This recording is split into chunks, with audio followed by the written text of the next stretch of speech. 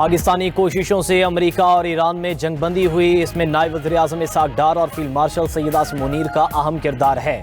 वज़ीर-ए-आज़म शहबाज शरीफ का वफाकी काबीना इजलास से खिताब, कहा कि पाकिस्तान ने अमन के लिए बेपनाह काविशें की हैं। ईरानी वज़ीर ख़ारजा ने पाकिस्तान, ओमान और रूस का दौरा किया। अब्बास इराक़ची ने कहा कि तजावीज़ का क़यादत से तफसीली मुशावरत के बाद जवाब देंगे। जंगी सूरत हाल की वजह से आलमी मंडी में तेल की कीमतों में इजाफा हुआ।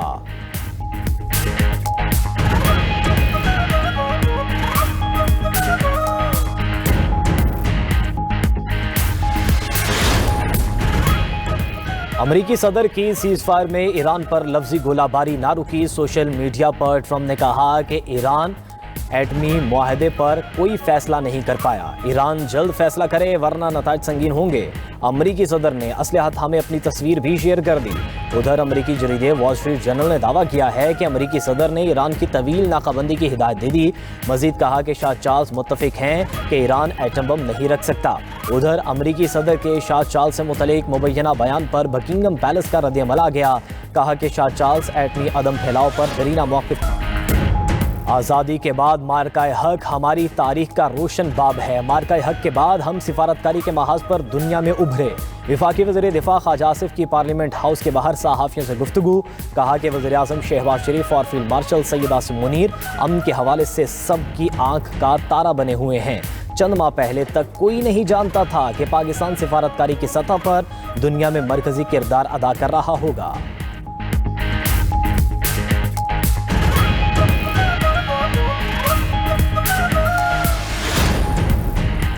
वज़ीर इत्तलात से खैरपुर सिंध के तालीम याफ्ता नौजवान अजहर मेमन की मुलाकात। वफाकी वज़ीर अताउल्लाह तारड़ ने एक्स पर बयान में कहा कि गुज़िश्ता दिनों अजहर मेमन की एक वीडियो सोशल मीडिया पर वायरल हुई थी। नौजवान की मुलाजमत का बंदोबस्त करने की यकीन दहानी करवाई है।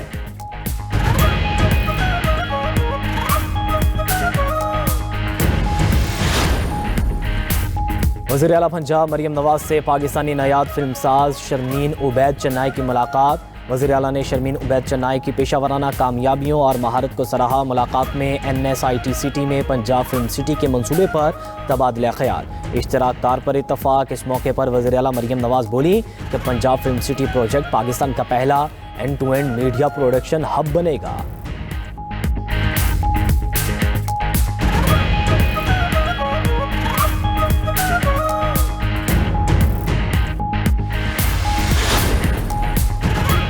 कराची का लाहौर से मवाजना दुरुस्त नहीं। लाहौर में ज़ेरे ज़मीन पानी मौजूद है। कराची में 125 मीटर से दूर पानी लाना पड़ता है।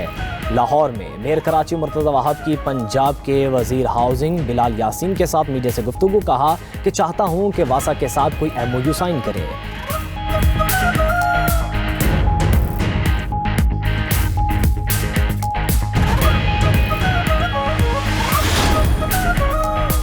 आलमी मार्केट में खाम तेल की कीमतों को पर लग गए। अमरीकी खाम तेल $3 महंगा होकर $103 फ़ी बैरल हो गया। बरतानवी ब्रेंट क्रूड $114 फ़ी बैरल क्रॉस कर गया।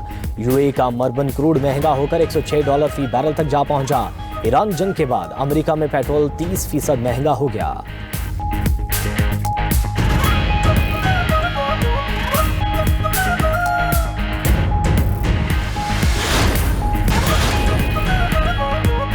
अमरीकी नायब सदर का पेंटागन की ब्रीफिंग्स पर शकूक का इजहार।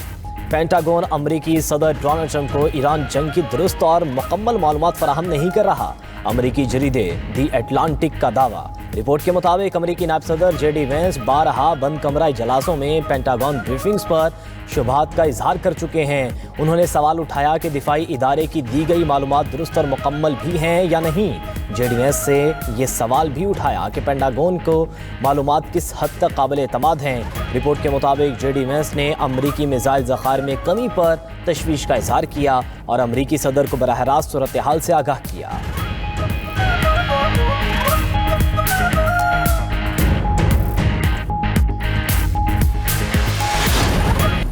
शाह चार्ल्स मुत्तफिक हैं कि ईरान एटम बम नहीं रख सकता। बरतानवी बादशाह के एजाज़ में इशाइये की तकरीब में ट्रंप ने कहा कि अमेरिका ने ईरान को फौजी शिकस्त दी, इसे एटमी हथियार हासिल नहीं करने देंगे।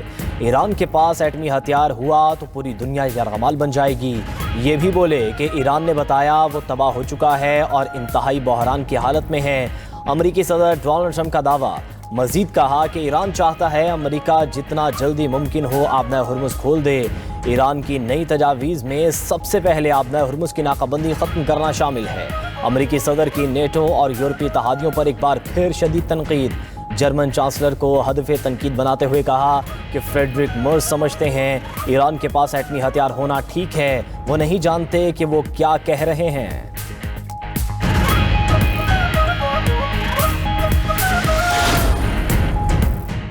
बरतानवी शाह चार्ल्स की व्हाइट हाउस प्रेस डिनर में फायरिंग की मजम्मत। अमेरिकी कांग्रेस से खिताब में कहा पुरतशद्दुद वाक़यात की गुंजाइश नहीं, ऐसे इक़दाम कभी कामयाब नहीं होते। चैलेंजेस इतने बड़े हैं कि कोई मुल्क तनहा मुकाबला नहीं कर सकता। व्हाइट हाउस में इशाइये से खिताब में शाह चार्ल्स अमेरिकी सदर को जवाब देते हुए बोले, ट्रंप ने कहा अगर अमेरिका ना होता तो यूरोपीय ममालिक जर्मन बोल रहे होते। मैं इनसे कहूँगा अगर बरतानिया ना होता तो आप फ्रेंच बोल रहे होते। यकीनन हम दोनों अपने फ्रांसीसी कज़न से बहुत प्यार करते हैं। मुत्तहिदा अरब अमारात ओपेक और ओपेक प्लस से अलग हो गया। तेल पैदा करने वाले ममालिक और आलमी मंडी को धचका। यूएई हुक्काम के मुताबिक ओपेक और ओपेक प्लस से अलहदगी का नफाज 1 मई से होगा। कौमी मफाद को मद्देनजर रखते हुए अलग होने का फैसला किया। ओपेक छोड़ने के बावजूद तलब के मुताबिक तेल मार्केट में लाया जाएगा। यूएई की ओपेक से अलहदगी के बायस तेल की आलमी मार्केट पर गहरे असरात पड़ने का खदशा। उधर सऊदी ऑयल कंपनी अरामको ने मई के आखिर तक LPG की तरसील मुअत्तल कर दी।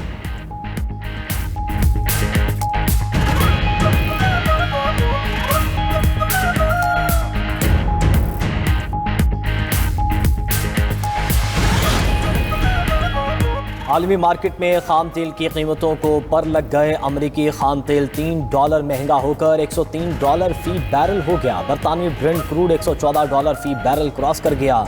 यूएई का मरबन क्रूड महंगा होकर $106 फी बैरल तक जा पहुंचा। ईरान जंग के बाद अमेरिका में पेट्रोल 30% महंगा हो गया। दुनिया भर में तवानाई की कीमतें इस साल 24% बढ़ने का खदशा। वर्ल्ड बैंक की रिपोर्ट के मुताबिक आलमी तेल सप्लाई में रोजाना 1 करोड़ बैरल कमी का सामना है। उधर सोना $1.70 कमी के बाद $4,606 फी औंस हो गया। ब्लूमबर्ग के मुताबिक मुख्तलिफ ममालिक रिकॉर्ड मिकदार में सोना खरीद रहे हैं। मुख्तलिफ ममालिक के मरकजी बैंकों ने पहली सहमाही में 244 टन सोना खरीदा। पोलैंड, उज्बेकिस्तान और चीन सोने की खरीदारी में सर फहरिस्त रहे।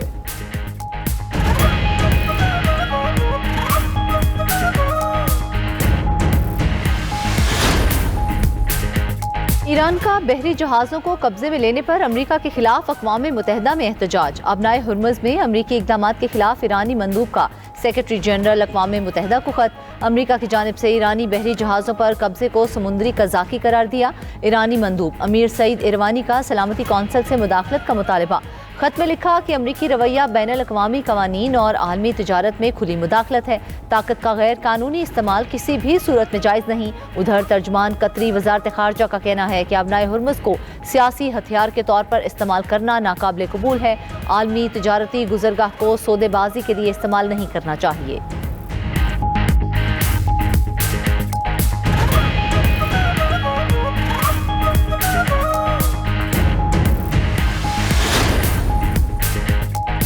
इस्लामाबाद हाई कोर्ट के जजेस के तबादले का नोटिफिकेशन ताहाल जारी ना हो सका। जस्टिस मोहसिन अख्तर कयानी और जस्टिस समन रिफत ने इस्लामाबाद हाई कोर्ट में केसेस की समाअत की। जस्टिस बाबर सत्तार की अदालत की कॉज लिस्ट मंसूख। जस्टिस मोहसिन अख्तर कयानी का दौरान समाअत वकील से दिलचस्प मुकालमा।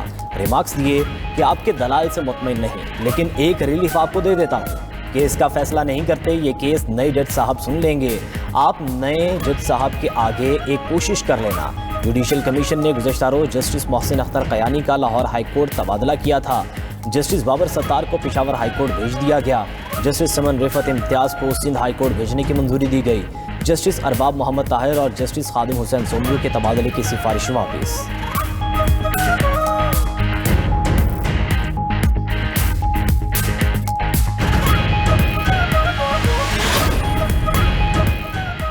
इस इसराइल की गजा और लबनान में सीज़फायर की खिलाफ वर्जियों ने मशरिक़ी वस्ता का अमन दाव पर लगा दिया। गजा में इसराइली हमले में 9 साला बच्चे समेत 5 फ़लस्तीनी शहीद। 7 अक्टूबर 2023 से अब तक शहदा की तादाद 72,594 हो गई। जनूबी लबनान पर इसराइल फ़ौज के वहशियाना हमले में तिब्बी माहिरीन समेत 5 अफराद जाँ बहक 13 ज़ख्मी हो गए। लबनानी वज़ीर-ए-आज़म का कहना है कि इसराइल की जानिब से शहरी दिफा के अरकान को निशाना बनाना जंगी जुर्म है।